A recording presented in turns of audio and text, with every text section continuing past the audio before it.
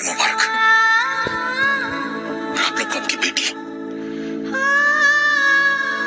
लेकिन जिस घर में मेरी बेटी नहीं है उस घर में मैं नहीं रह सकता। और जब जब तेरी शक्ल देखूंगा ना, मुझे मेरे बच्चे के दूर होने का एहसास होगा और कहीं मैं तेरी जान न ले लूं।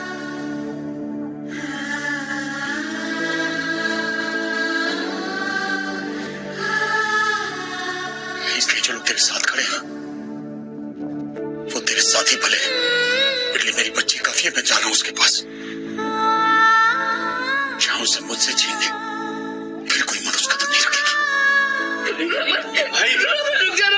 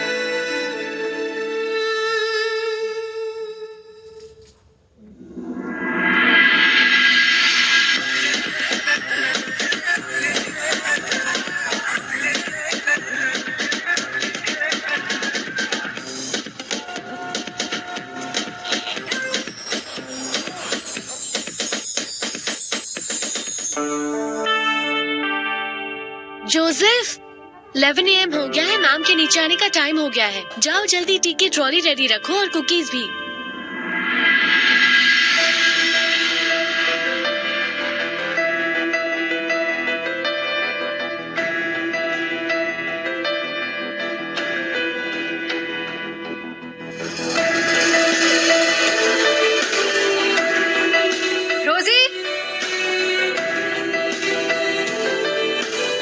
Good morning ma'am. What is so good about this morning? क्या खास है सुबह में? इतना बोरिंग तो है। ये क्या है? Fashion news. यहाँ का फैशन न्यूज भी सेम है। Seriously, this city is so boring. यहाँ पर कुछ एक्साइटिंग है? You tell me, कुछ नया, anything new? न्यू? या मैम, एक न्यू मॉल खुला है। आप वहाँ क्यों नहीं? प्लीज, मैं उस मॉल में कल ही गई थी। कुछ भी नया नहीं है। मतलब दिल्ली में भी सेम ब्रांड्स है। It's ridiculous.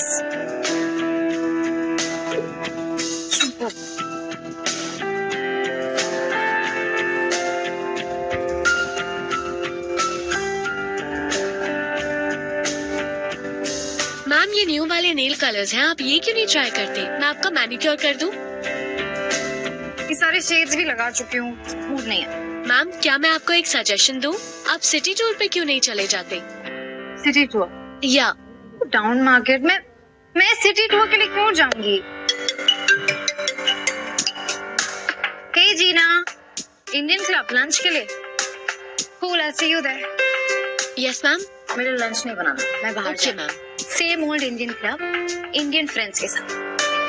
गॉड नोज मैंने शहर में एक साल कैसे निकाला। इससे ज्यादा एक्साइटिंग लाइफ तो मेरी दिल्ली में थी। एनीवे, मेरे कपड़े रेडी कर देना। एक्सक्यूज मी मैम, आप प्लीज एक बार चेक करके देखिए ना कितना टाइम लगेगा। मेरी भांजी बहुत रेस्टलेस हो रही है। वो एक्चुअली आज बहुत रश है। हमारे क्लिनिक में और भी डेंटिस्ट हैं, अगर आप चाहे तो अपने बच्चे का उनसे चेकअप करवा सकती हैं। इट्स ओके, मैं वेट कर लूंगी। वो क्या है, मेरी भांजी ना सिर्फ यही डॉक्टर की वजह से यहाँ पे आने को तैयार होती है। तुम्हारा टाटर साफ हो गया। रियली? पर मुझे तो बिल्कुल दर्द नहीं हुआ। बिल्कुल दर्द नहीं हुआ? नहीं होता। तुम्हें पता है टूथ फेरी वो मेरी फ्रेंड है, बहुत पुरानी। मैंने उसको बोला था कि अमान को पेन नहीं होना चाहिए, तो नहीं हुआ। टूथ फेरी तो आप हैं डॉक्टर इशिता। आप ना जादू करती हैं। आपके पास आने के लिए ना झट से मान जाता है। कोई नाटक नहीं, कोई पेन नहीं, कुछ भी नहीं। Thank you so much doctor. It's a pleasure. जैसा मम्मा कह रही है वो सच है क्या? हाँ तो मैंने तुमसे एक प्रॉमिस करवाया था। हाँ, 1 वीक में ओनली 1 चॉकलेट। राइट। तो अगर तुम 1 वीक में ओनली 1 चॉकलेट खाओगे तो कभी भी पेन नहीं होगा। एंड टेक दिस मेडिसिन, ठीक है? Thank you. बाय। 4 बज गए हैं ईशिता, और मुझे पता है तुमने अभी तक खाना भी नहीं खाया है ना? या एक्चुअली भूख नहीं थी और फिर इतने पेशेंट्स वक्त का आता, जैसे टाइम मिलेगा ना। बाहर लाइन देखी है तुमने? बहुत सारे पेशेंट्स बाकी हैं अभी। आज भी मुझे लगता है लेट होगा मुझे। इतनी सारी एनर्जी लाती कहाँ से हो तुम ईशिता? सुबह से तुमको यहाँ देख रही हूँ, ना कोई ब्रेक ना कुछ। दिन भर काम करके थकती नहीं हो तुम? बोर नहीं होती अपनी इस रूटीन से तुम? बोर्डम के लिए वक्त नहीं है मेरे पास। मेरा काम, मेरी फैमिली, यही तो मेरी प्रायोरिटी है। Just to cut a long story short, बाहर इतने पेशेंट्स हैं, उन्हें अटेंड करूँ, यही मेरी प्रायोरिटी है, भूख प्यास नहीं। ईशिता, तुम्हें पता है तुम हमारे क्लिनिक के लिए कैसे हो? तुम्हारी वजह से ही आज हम दिल्ली के नंबर 1 डेंटिस्ट क्लिनिक्स में से एक हैं, पर मैं तुम्हारी सीनियर हूँ, इस नाते मुझे तुम्हारी बहुत चिंता रहती है। एक रिक्वेस्ट है ईशिता, तुमने पिछले 1 साल में एक भी छुट्टी नहीं ली, तुम ब्रेक क्यों नहीं ले लेती? आप इतना प्यार करती है मुझसे, इतना ख्याल रखती है, मुझे तो कई बार लगता भी नहीं कि आप मेरी बॉस हैं, लेकिन छुट्टी। तुम हमेशा मेरी बात को ऐसे ही टाल देती हो। एनीवेज, मेरा काम था तुम्हें समझाना, आगे जैसी तुम्हारी मर्जी। मैं टाइम पे खा लूंगी। ठीक है, don't forget, take care. Thank you. Drama के स्टार्टिंग में दिखाया जाता है रमन को। रमन अपनी बेटी के पास आता है क्योंकि उसका साइंस प्रोजेक्ट होता है। तब इतने में उसकी टीचर बोलती है आइए प्रोग्राम शुरू होने वाला है। तभी वो दोनों यानी कि रमन उसकी बेटी चली जाती है, मनी से बात कर रही होती है और कहती है मनी तुम कैसे हो, तुम्हारा बिजनेस तो ठीक चल रहा है ना? मनी कहता है हाँ बिजनेस तो ठीक चल रहा है, मुझे पता है तुम बहुत बोर हो रही होंगी, पता है मैंने यहाँ पे एक फ्लैट देखा है जो कि काफ़ी अच्छा यहाँ का मौसम है, और क्यों ना तुम भी यहीं पर आ जाओ घूमने के लिए। तभी वो कहती है नहीं मनी, मुझे पीहू की पढ़ाई भी तो देखनी है, यहाँ पर रमन मेरी बहुत मदद कर देता है, अगर वो नहीं होता तो मैं पीहू को कभी भी अकेले नहीं संभाल पाती, और तुम बिजनेस में लगे रहो, वैसे भी काम का लॉस नहीं होना चाहिए मनी। मनी कहता है ठीक। नेक्स्ट सीन दिखाया जाता है आदि पीहू को। पीहू आदि होते हैं अपने पापा के बारे में बात करते हैं और उन्हें मिस करते हैं और बहुत ही अच्छी स्पीच देते हैं और कहते हैं पापा तो सभी के लिए सुपर हीरो होते हैं। तभी फ्लैशबैक में चले जाते हैं जहाँ पर उसके पापा के कुछ मूवमेंट दिखाए जाते हैं शादी के। वो फ्लैशबैक से वापस आती है और कहती है पापा तो हर एक लड़की या लड़के के हीरो होते हैं। आदि कहता है मेरे पापा तो मेरे लिए भी हीरो हैं और मैं अपने हीरो से सभी को मिलाना चाहता हूँ। वहीं पर सीता भी आ जाती है अपनी बहन मिका के साथ में।